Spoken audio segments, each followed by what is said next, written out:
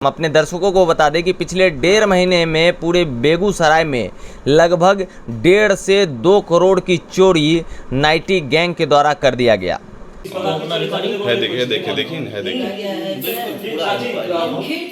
मतलब 12:30 बजे रात से शुरू हो गया था ये सब। है तो लड़की है मेरा, है तो लड़की है, देखिए 4 लड़की है वाला। रुपए के किसी प्रकार की कोई बरामदगी नहीं है, तो हम तो पीड़ित हैं और हमारा पूरे परिवार लूट गया और हमको उससे केस से या उसके जेल जाने से हमको क्या मिला। देखिए चप्पल उसका देखिए प्रशासन से कुछ कहिएगा, देख रहे हैं आप। जिला प्रशासन से यही रिक्वेस्ट है कि आपने जो ये सराहनीय काम किए कि चोर तक पहुंच गए, जो ये बहुत बड़ी आपकी उपलब्धि है। लेकिन दुखद की बात यह है कि जब आप जिला प्रशासन हर चीज़ की मॉनिटरिंग करते हैं, हर चीज़ आपके हिसाब से चलती है, तो फिर ये बरामदगी क्यों नहीं और अभी तक क्यों नहीं? अगर बरामद नहीं होती है तो हम सारे परिवार जो लूट गए हैं और इतने सदमे में हैं, फिर आगे मेरा भविष्य कैसे चलेगा? सारे परिवार के लोग मतलब तितर बितर हुए हैं इस घटना के बाद।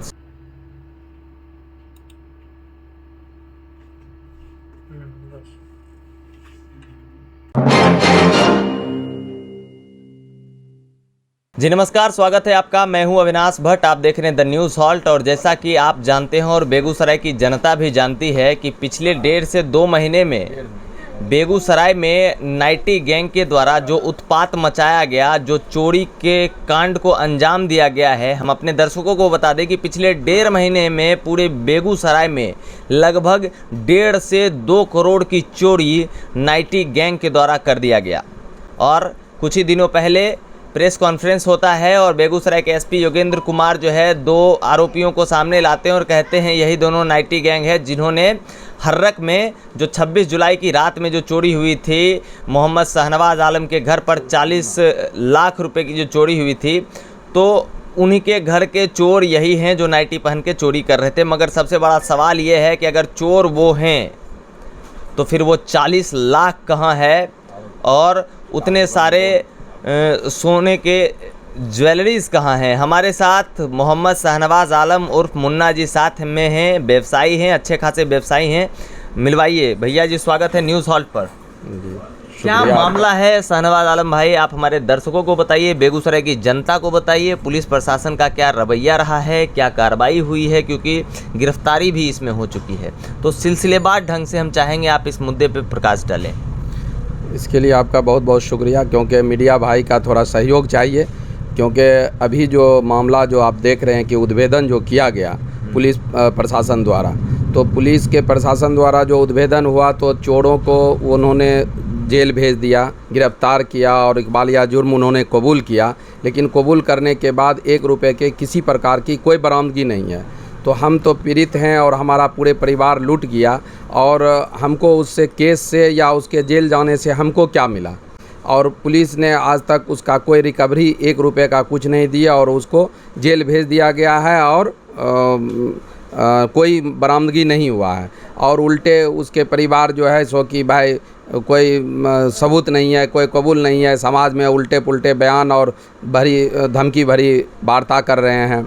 और जबकि प्रशासन जो है इस चीज़ को जान रही है कि चोर यही है। अगर प्रशासन बोल भी रहे हैं कि चोर यही है, हमने ये भी सवाल उठाया कि अगर बरामद नहीं हुआ तो कहीं गलत चोर तो नहीं पकड़ लिया, तो उन्होंने साफ बड़े बाबू का कहा नहीं चोर 100% यही है, क्योंकि ये सारा चीज़ कबूल किया, कैसे क्या किया नहीं किया सारा चीज़ वो बता रहा है, हर चीज़ कबूल किया है। छापेमारी भी हुई, लेकिन छापेमारी में जो चोर का जो फूफा है और ससुर हैं, दोनों एक ही संबंधी हैं, जो संजय सिंह हैं, उन्होंने इसका दूसरा रंग देके हिंदू मुस्लिम का बात देके लोगों को भ्रमित किया है, जिससे मतलब प्रशासन जो है उसको उग्र होकर जल्दी से जल्दी जेल भेज दिए और अभी तक जो है रिकवरी का कोई मतलब 1 रुपये का कोई रिकवरी नहीं है और कोई उस पर वार्ता नहीं हो रही है, जिस कारण हम बहुत दुखी और पैनिक हैं, घर में काफ़ी सदमे में हैं कि आखिर चोर जब पकड़ा गया तो सामान क्यों नहीं बरामद। तो ये आपसे ही विनती करते हैं कि हमारे एसपी महोदय और डीएसपी महोदय और जितने भी प्रशासनिक लोग हैं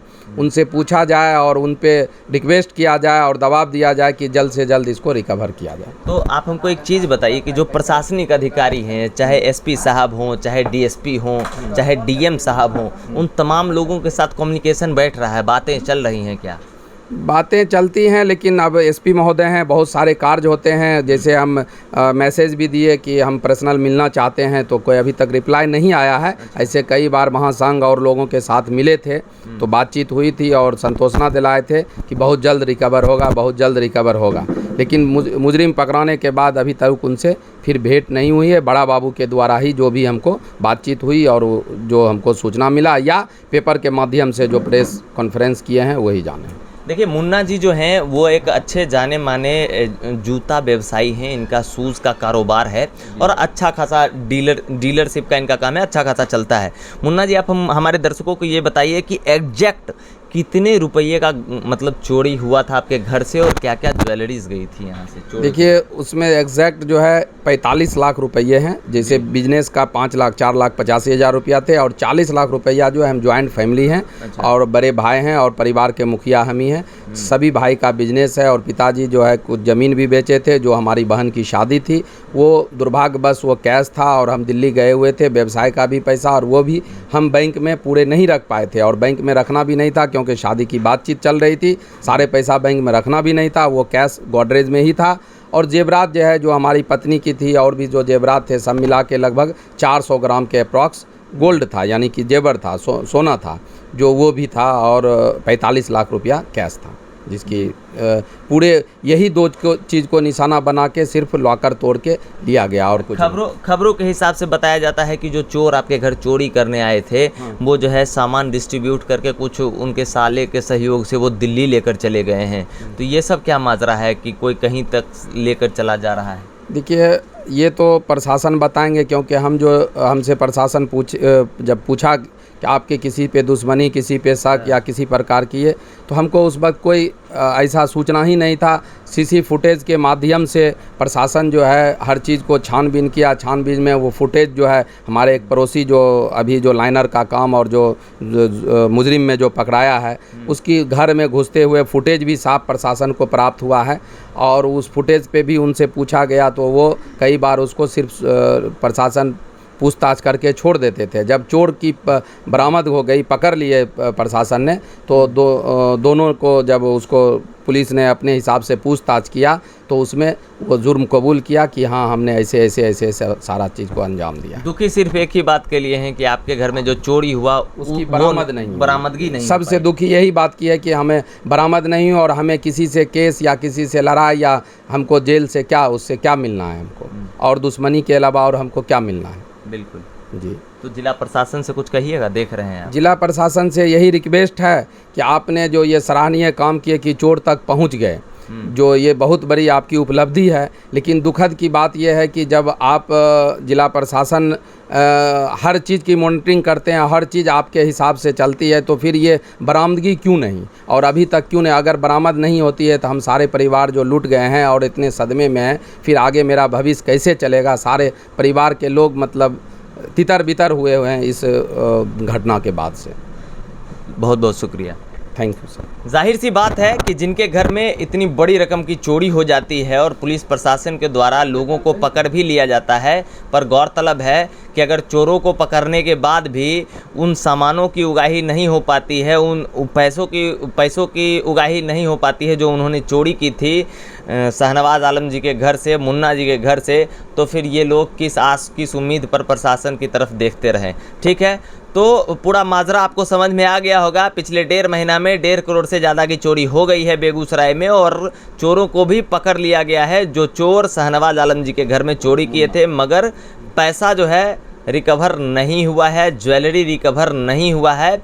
और शाहनवाज आलम उर्फ मुन्ना जी व्यवसायी हैं और उनका जो ये पैसा है जॉइंट फैमिली का पैसा है और ये काफ़ी परेशान है। सब लोग पूरे घर में परेशान हैं क्योंकि शादी ब्याह का माहौल होने वाला था और सब कुछ अचानक से थमसा गया है। तो जिला प्रशासन से हमारी भी विनती है कि सिर्फ चोरों को ही मत पकड़िए, उस पैसे का भी रिकवरी कीजिए जिस पैसों को उन्होंने चुराया है।